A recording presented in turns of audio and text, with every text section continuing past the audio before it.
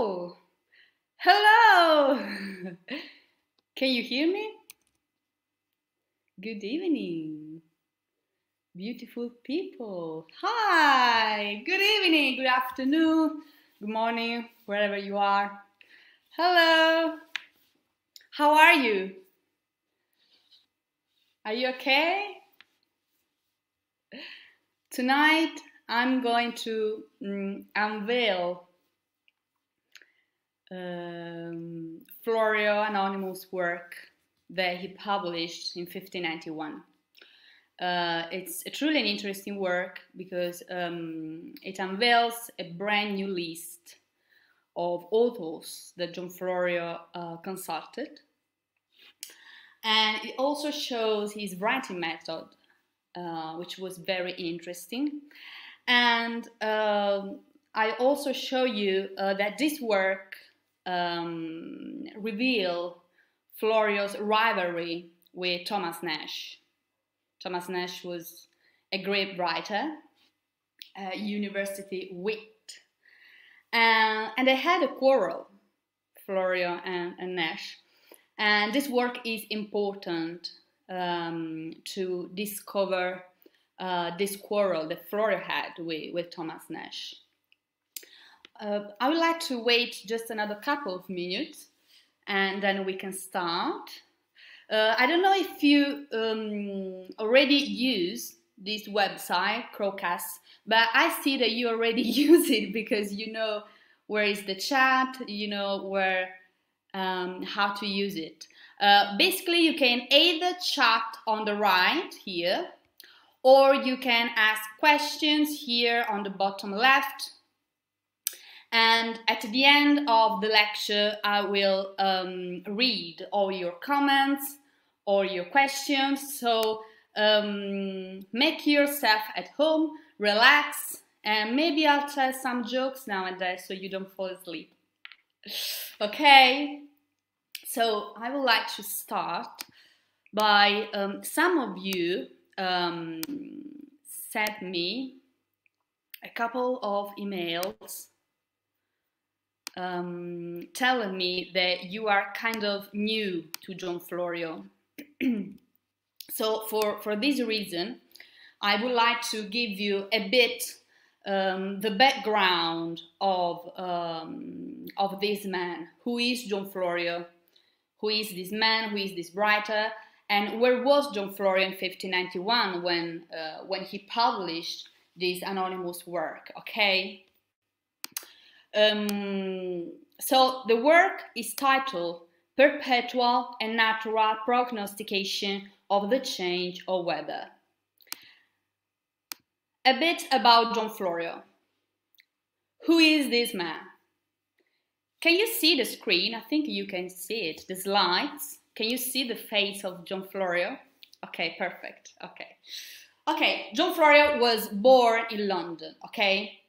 He was Anglo-Italian. He was born in London, but his parents were Italians. When he was about 1, maybe 2 years old, he came back to Italy because Mary Tudor ascended to the throne and she restored Catholicism. And he was educated by his father, Michelangelo, and lived in a little village in between Italy and Switzerland called Soio. Then he was sent to Germany to study for 3 years in Tübingen in a sort of high school, junior high school pedagogy. And then when he was about 19, 20 years old, he came back to London, to England. And there, at 26 years old, he published his first work, First Fruits, which is a really interesting work because it shows that Florio was a truly ambitious writer who both wanted to improve the English language and also had connections with the theatre, because First Fruits contains dedicatory poems and verses written by the company of the Leicester's man. Then later he was hired by William Cecil, Lord Barclay, as Italian tutor in Oxford to an endless number of students, Stephen Gusson, John Lilly, Emmanuel Barnes. He befriended Samuel Daniel, and also became close friend of Philip Sidney. And in Oxford, he published also his first translation. And then he was hired as tutor, legal representative, secretary at the French embassy in London for the French ambassador, Michel de Castelnau. And there he lived 2 years with the most interesting philosopher of the Renaissance, Giordano Bruno. And then in 1591 he published Second Fruits and Giardino di Ricreazione. Second Fruits has been defined the most interesting and entertaining language lessons manuals. Second Fruits contains the first sonnet of the Elizabethan period and contains dialogues on theatre, women, love. And Giardino is a collection, has been defined as a collection of proverbs. But this is not correct, because Giardino is not just a collection of proverbs.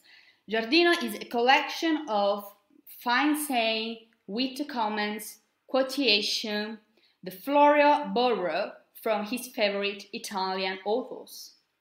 And we will come back to this later, because Giardino has the same structure of this anonymous work of Perpetual. And then he published A World of Words, the first Italian-English dictionary that contains about 70,000 English words, and Queen Anna's New World of Words with more than 130,000 English words, and Montaigne Essays, the greatest work in prose of the Elizabethan period. So this is the background. And where was John Florio in 1591 when he published this anonymous pamphlet? Here it is. He was with the young, rich and beautiful Henry. Henry was the third Earl of Southampton. He was the son of Mary Montagu and the second Earl of Southampton. And he was the most important and influential patron of the time, of the Elizabethan period. And he got his Master of Art at St. College in Cambridge. And there, in that period, between 1589 and 1590, there he became tutor of Henry. And Second Fruits contains dialogues about Henry. John and Henry go at theatre together, they play tennis together, and A World of Words that Florio wrote in 1598 is dedicated to Henry, and he wrote this beautiful dedication to Henry. And Henry was truly a very generous patron, and it was thanks to Henry that Florio later was able to work as groom of the privy chamber under Queen Anna of Denmark. It was thanks to Henry that Florio was able to write, to collaborate. They were truly happy years at Titchfield with the young Earl. So in this year, he published this work about prognostications, about the change of weather.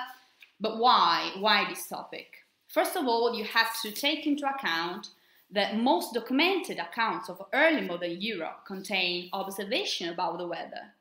Why? Because in Florio's days, people were extremely superstitious.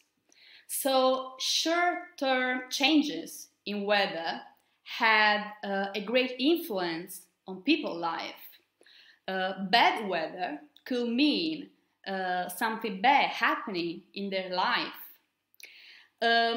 Weather was connected with prophecies, calendar divination, supernatural protection, and Florio, as any other Elizabethan, had a keen interest in the way weather conditions affected the human behavior. But it wasn't just about the weather.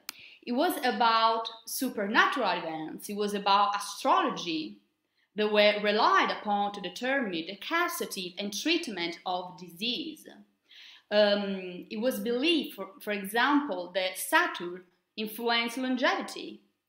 It was believed that the conjunction of Mars with Saturn caused the plague that hit England.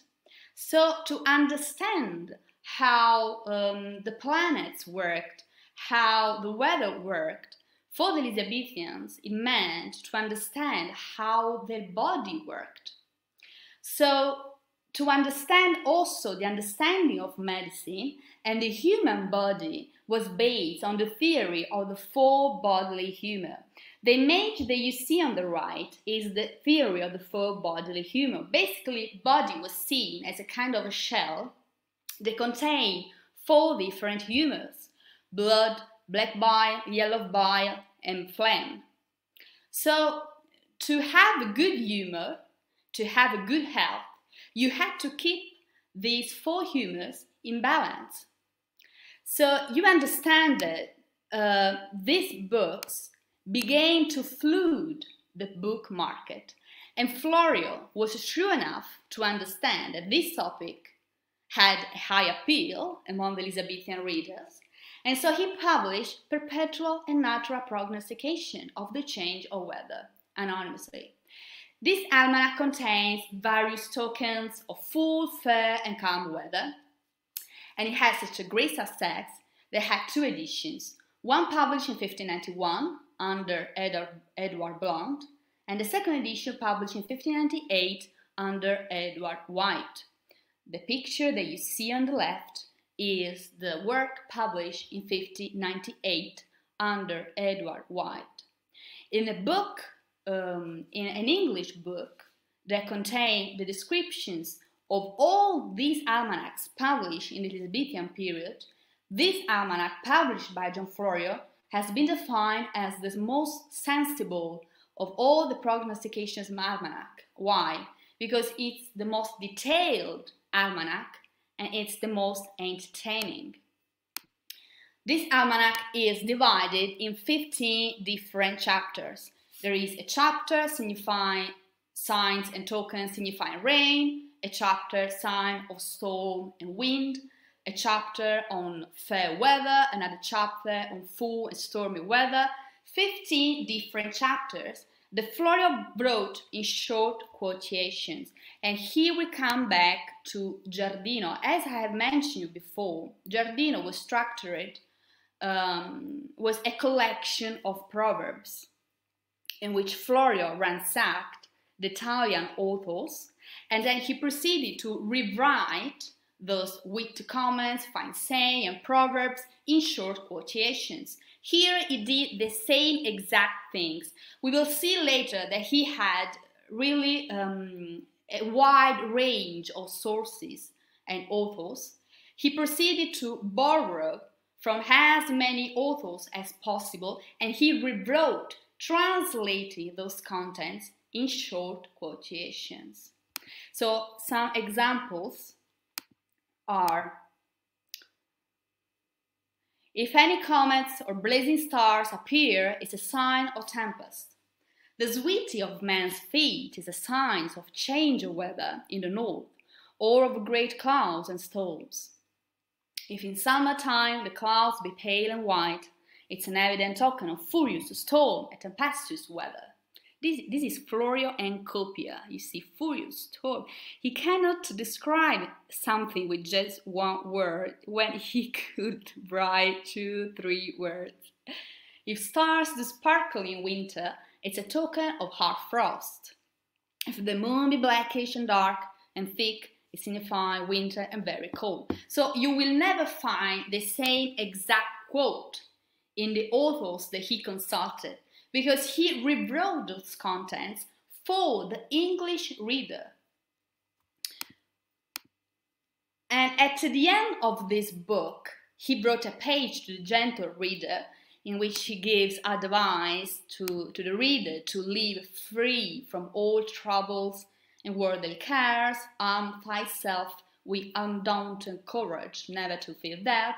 And then another chapter in which the author writes his own personal thoughts on war, which has very little to do with the topic of prognostication, but here we have a strong personality behind this work, and most certainly Florio here again borrowed this topic on war, on greedy tyrants from an ancient author, and he proceeded to rewrite this chapter on war. And then we come to the list of authors that he consulted. I want to point out that Florio gives a list of about 30 different authors. At the end of the page, after this list of authors, he writes, and many others, which means that the list of authors is not the whole list that he consulted. This is also why he was criticized during his career. He cites the authors, but he does not cite the works, the books. Sometimes it's very easy to understand because these authors just publish one work. So it's very easy to understand which book Florio consulted. But some of them publish a great amount of works, and we can try to guess which book Florio consulted based on the topic of the work. The first author that we see here is Antonius Mizaldus. I will give you a glimpse, of course, I will not give you the whole list of authors, or we will end up tomorrow morning. I want to give you about 10 authors, just to give you a glimpse of the wide range of sources that Florio used. The first that we have here is Antonius Mizaldus, who was a French astronomer and doctor, and he published these works. One is about astronomy, the Mundi Sfere, and another work is on weather, Meteorologia. Then we have Aratus. Aratus was a Greek dramatic poet, and this is the only work that he published, Phenomena et Prognostica, that was translated in Latin in 1570. And this is a poem, and this is most certainly the work that Florio consulted. Avicenna, one of the most significant physicians, astronomers, thinkers, and writers of the Islamic Golden Age. It is interesting that Florio consulted a wide range of authors, and many are writers of the Islamic Golden Age. Many are writers who are Persian authors. That makes you understand that he was truly a voracious reader and had knowledge, a great knowledge, not just about languages, not just about words. He had knowledge on every possible topic available on the earth. And we will see also here that he also read, Florio, a great amount of books on medicine. For example, Avicenna published Canon Medicinae, and Florio consulted this work on medicine. Some other authors that he consulted are Cornelius Agrippa, who was a German polymath, physician, legal scholar, soldier, theologian, and occult writer, who published this work that you see on the left, on uncertainty and vanity of the arts. This was a work that had a great impact and influence on the Elizabethan writers. Many writers like Thomas Nash, like Christopher Marlowe, owned this book and used this book. Francis Bacon too used this book. And a curiosity, I have found this picture on the British Library, on the website of British Library, and the British Library asserts that claims that this book is a book owned by Shakespeare, because Shakespeare used Agrippa and he used this work.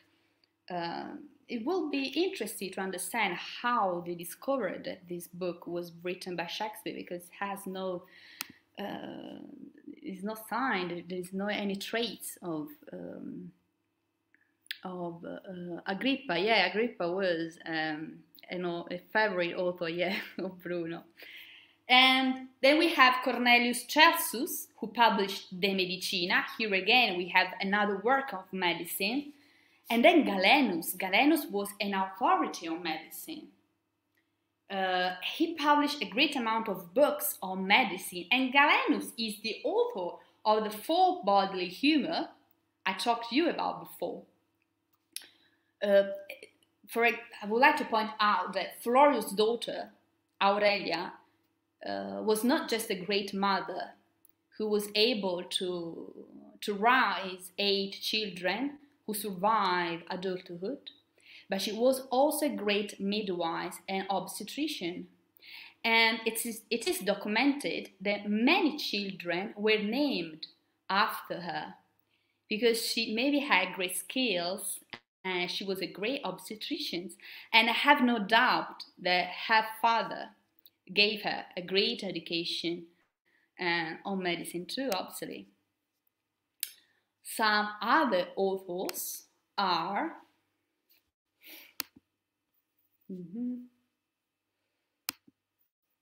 Guglielmo Grattarolo was an Italian doctor and alchemist who published The Castle of Memory.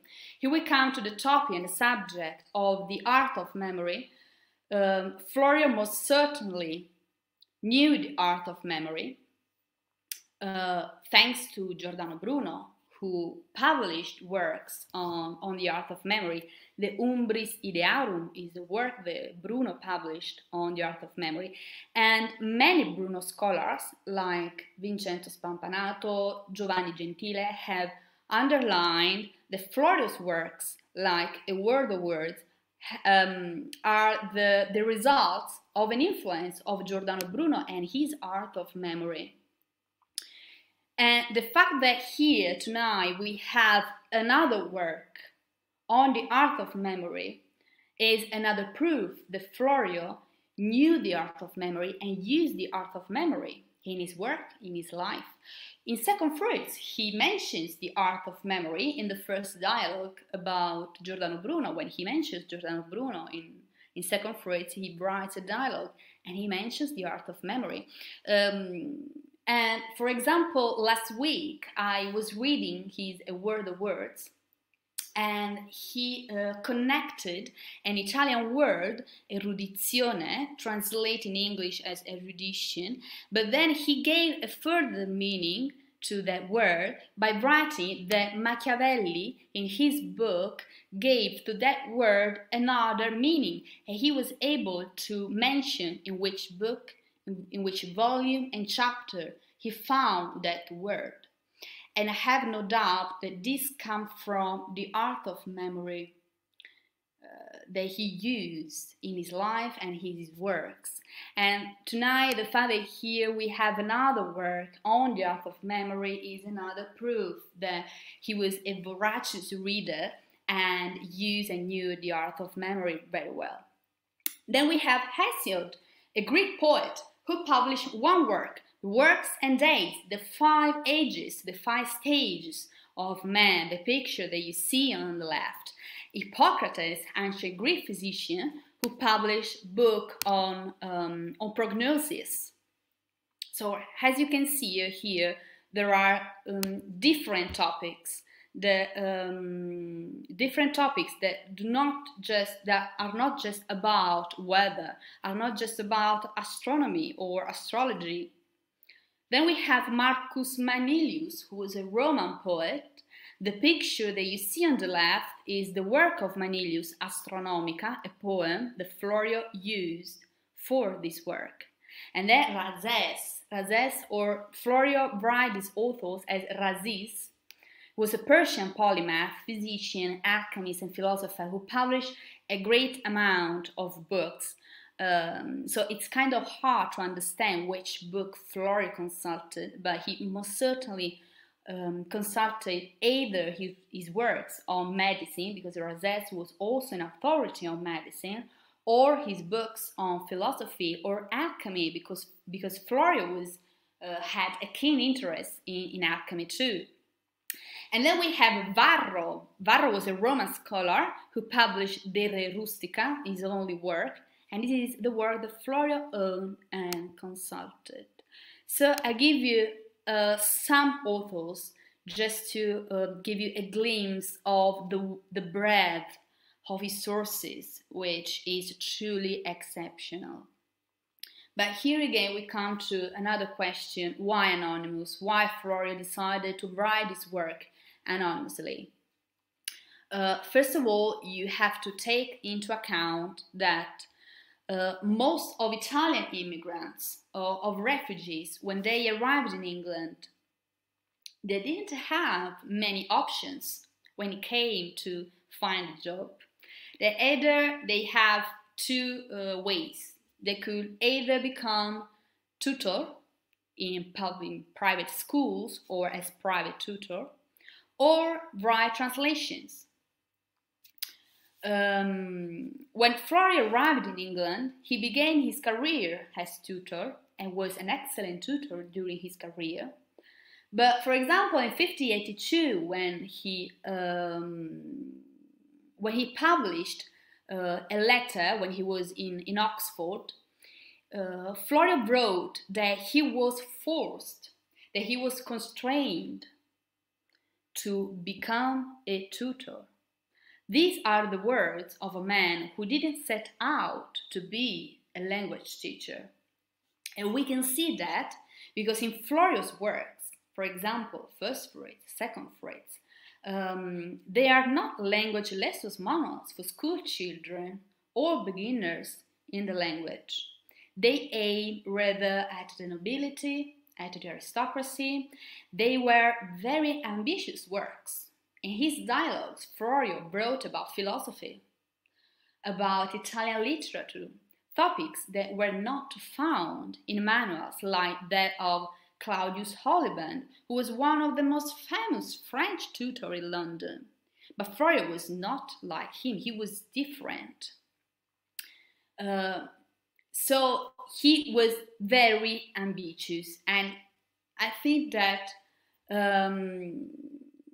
the fact that he wanted to write other genres, other works that weren't translation or language lessons manuals, the only way that he could do it was to publish them anonymously.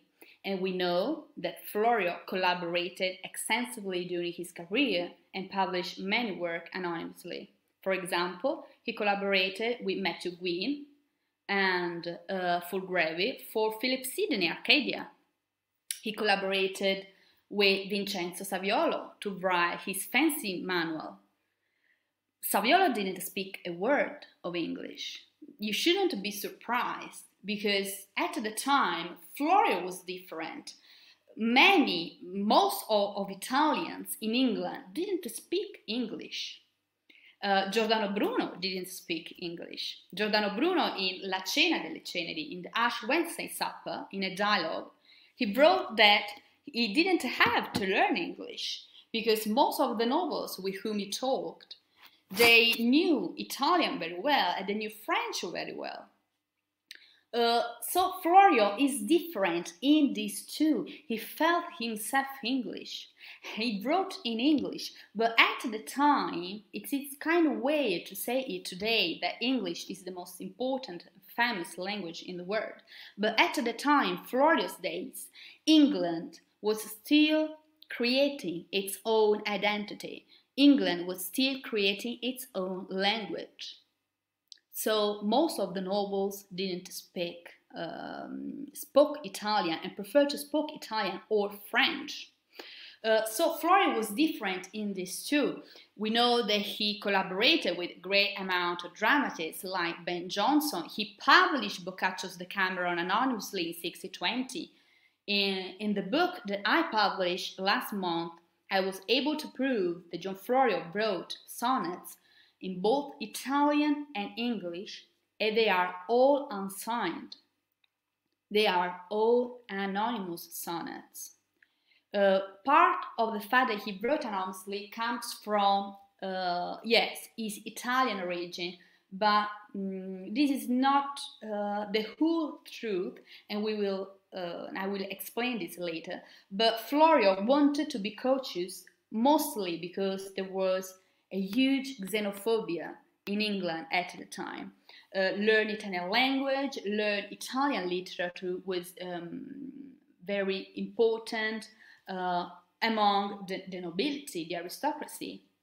But if you were Italian and you walk in the streets of London, it was very dangerous. And Florio knew it. In second phrase, Florio wrote, "They have a knife, a command to cut my throat," because an Englishman in Italian is a devil incarnate. So while it was common in the Elizabethan period to write works anonymously, either political pamphlet, religious pamphlet, or even nobles like the Earl of Essex use AB. But this was a fancy way, to write your works anonymously. For Florio, anonymity was a matter of survival. So here we come to the question of Florio and his best enemy, Thomas Nash. Why? Thomas Nash was a great writer. He was a university wit, along with Robert Greene and Christopher Marlowe, and he was attached to Ferdinando Stanley, Lord Strange, with the theatre, the Rose.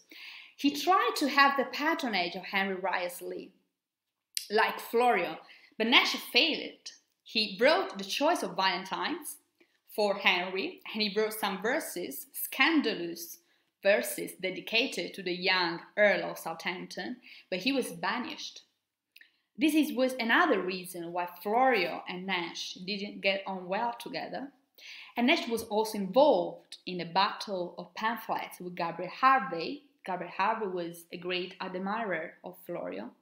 And in 1591, Thomas Nash published this manual in which he mocked the prognostication almanac that Florio published. Behind the name of Adam Foulweather, Nash wrote a wonderful, strange, and miraculous astrological prognostication. The work that you see on the left is Thomas Nash's work, and the picture that you see on the right is John Florio's work. In the title, you already can see the mocking tone with which Nash wrote his work. In fact, he signed himself as Adam Foulweather, student in astronomy. And the fact that Nash decided to mock the authors who published pamphlet on the weather or prognostication is another proof that Florio and Nash didn't get on well together. But why? Because Nash and Florio had a different idea, a different conception of producing art, of writing. Thomas Nash was a university wit. Florio didn't have any master. He was educated by his father. He went to Germany, but he didn't get anything.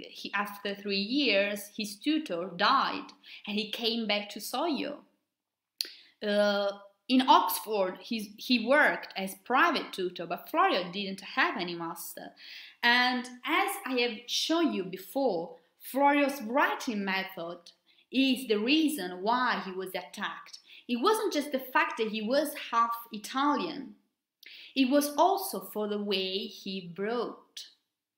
As I've explained you before, Giardino di Ricreazione was a work in which Florio ransacked all the Italian authors, witty comments, fine sayings, proverbs, and then he rewrote those quotations to give them a rhyme, to give them a rhythm. So Giardino is a sort of literal exercise that Florio wrote.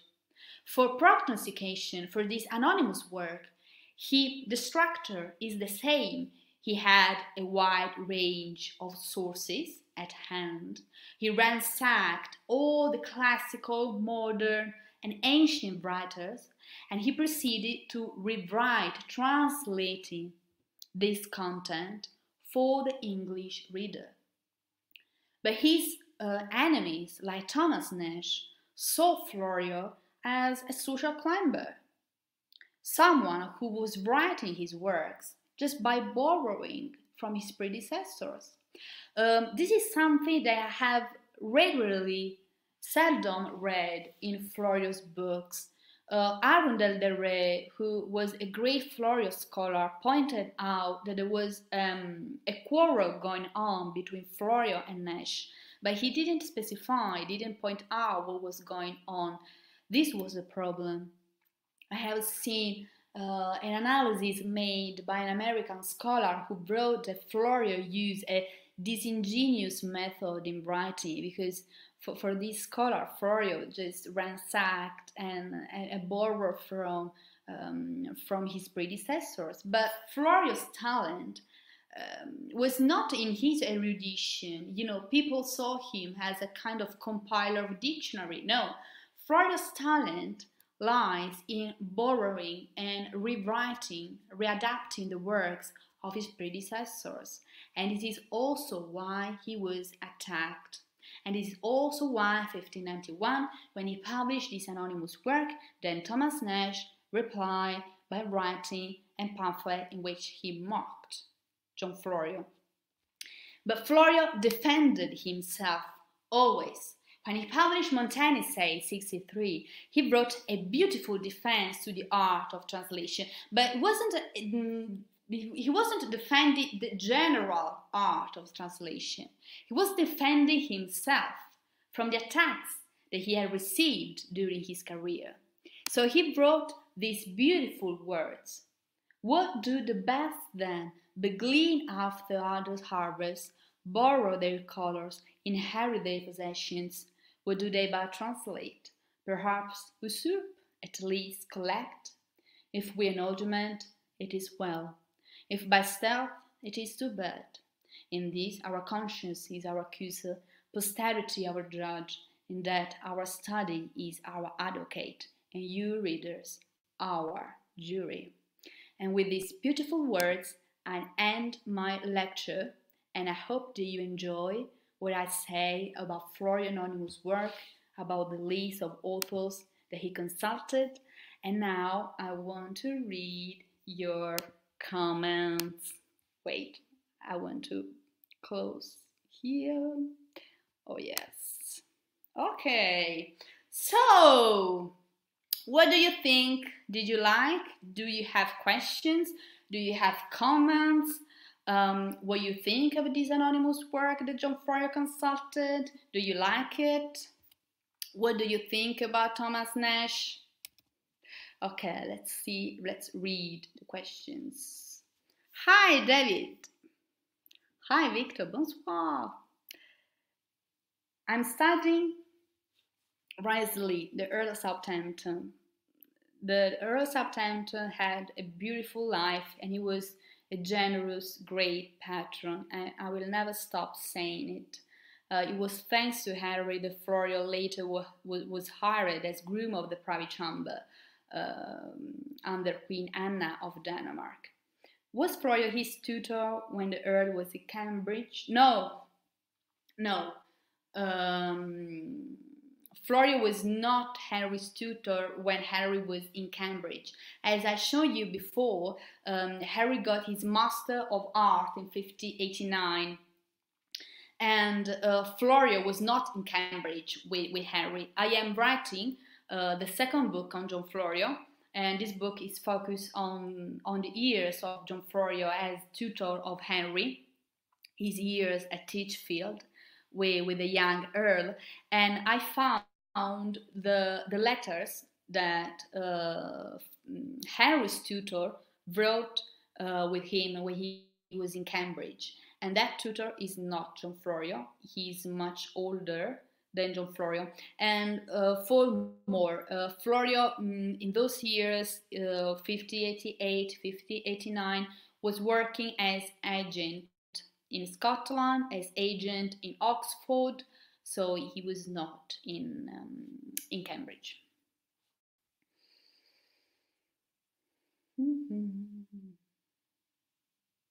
I hope that you like the new collection of books. I have not said and I have not mentioned that I will publish this work on resolutejohnflorio.com, and when I publish this work, you'll be able to see the whole list of new authors that John Florio consulted. A couple of authors like Ovid, like Ptolemy, he will mention them later in a word of words, but 90% of these authors are all new. Of course, tonight I have shown you just a couple of authors because we will end tomorrow morning. So, the portrait of Renaissance Shakespeare, England. Yeah.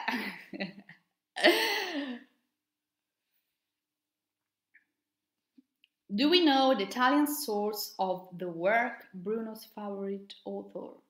Can you ask me the question again? Because I think I have lost this question. Probably you asked me this question while I was talking. So,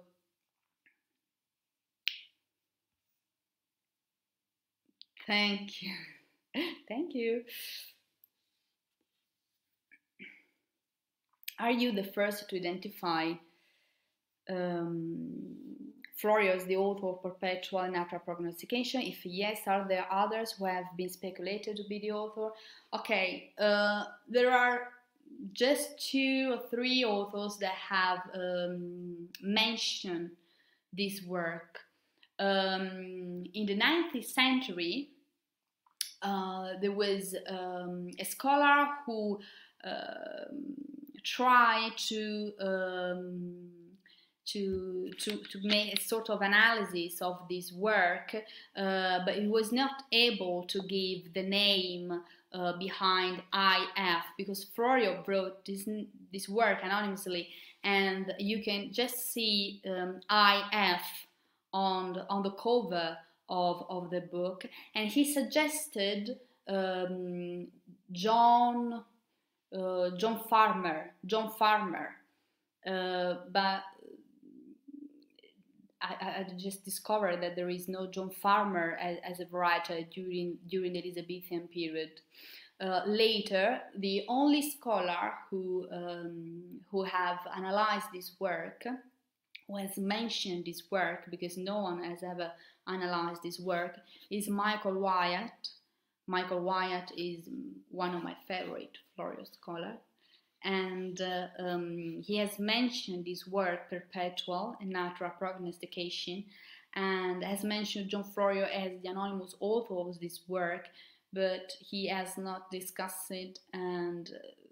But I was always curious about this work, because another author who has cited this work is a Shakespeare scholar who wrote a work on Shakespeare and the importance of the topic of the weather and astronomy and supernatural events in Shakespeare works. Her name is Chiara something. Now I will give you both name and surname. In this book on Shakespeare and weather, she mentions Florio's work, anonymous work, and when she discussed about the topic of the change of weather and about the almanacs and pamphlets that were published during the Elizabethan period, and she mentioned John Florio, Perpetual, and she cites the fact that Florio translated anonymously this work. She's the only one, along with Michael Wyatt, who have mentioned this anonymous work, and there is no one else who has ever mentioned it. No, it is not an English translation from Italian. Florio was very misleading, because if you see the cover of the work, you see the title Perpetual and Naturall Prognostication, and then you see translated out of Italian by IF. If I take the slides again, I want to show you the I will give you here again. I want to show you the title because you have to understand how Florio worked.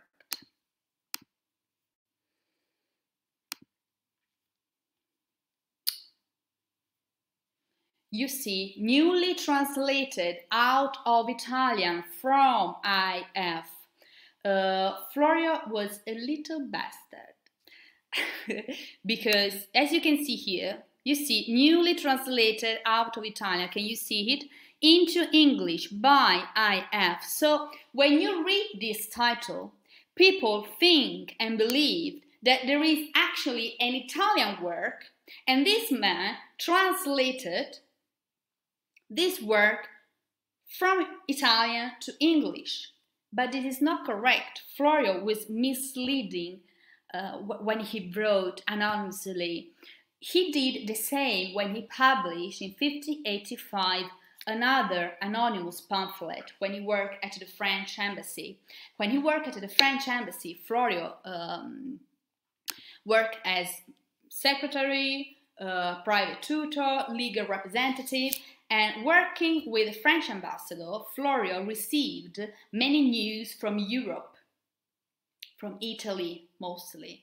So he decided to translate all the news that he received at the embassy, rewriting these news as novels with dramatic dialogues. And then he published this work anonymously behind the name IF. And on the cover you see newly translated out of Italian by IF again. When Frances Yates, Florio's scholar, analyzed this work, she wrote, there is no Italian work with this title, and there is no Italian work with these topics.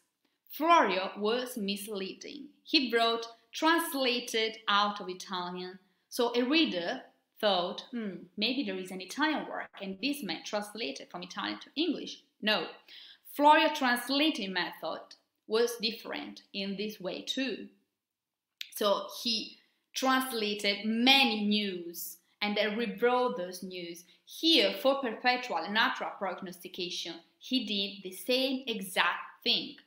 There is no Italian work with this title.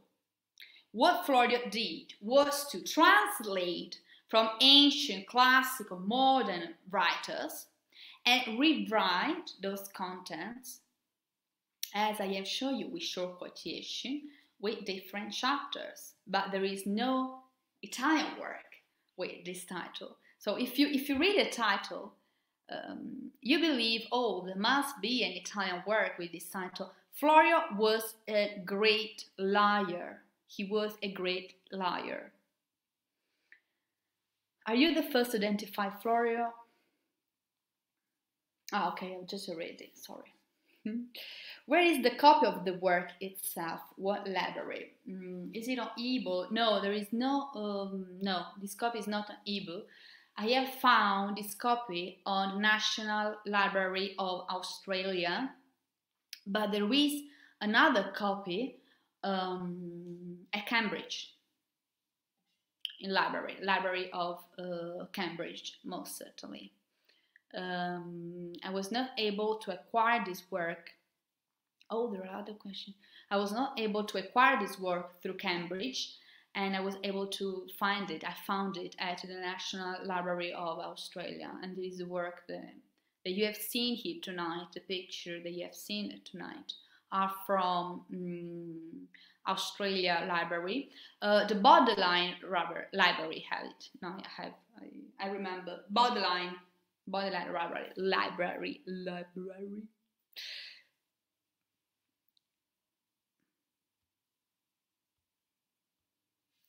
Maybe we missed the Italian original.